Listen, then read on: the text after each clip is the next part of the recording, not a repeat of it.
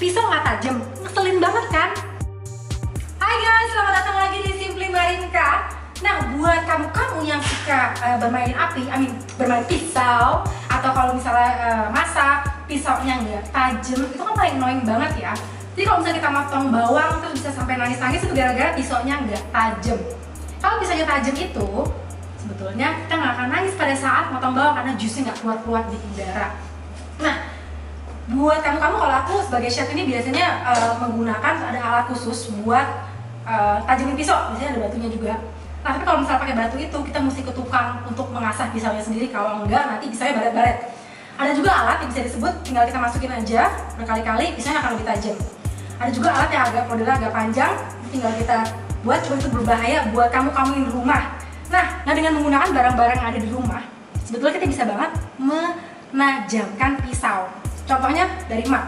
Nah, di bagian bawah biasanya ada kayak patakannya itu, dan biasanya agak kasar, itu bisa kita gunakan untuk najemin.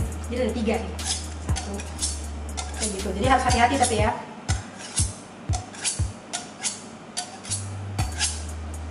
Lebih baik pakai mat atau cup yang nggak terlalu sering kita pakai, karena walaupun itu bagus, kalau kita gunain untuk najemin dia bakal ada warnanya hitam-hitam sedikit. Oke, yang kedua kita bisa menggunakan juga piring ataupun pot. Contohnya bagian bawahnya pot, misalnya terbuatnya dari keramik. Misalnya bagian pangkat piring, bagian bawahnya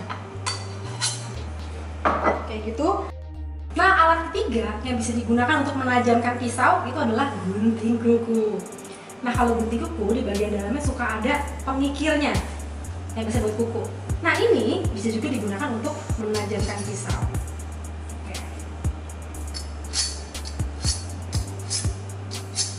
Kurang lebih kayak gitu.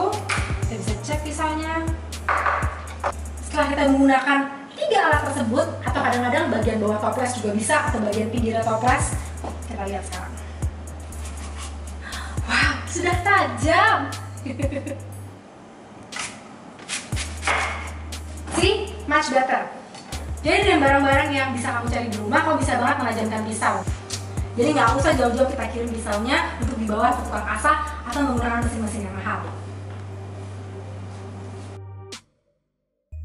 Oke guys, itu sedikit tips dari aku buat kamu-kamu gimana caranya menajamkan pisau dengan cara yang sangat murah dan sangat mudah. Oke, jangan lupa view, like, and subscribe untuk tips-tips lainnya dan juga masakan-masakan yang gampang buat kamu masak di rumah. See you again!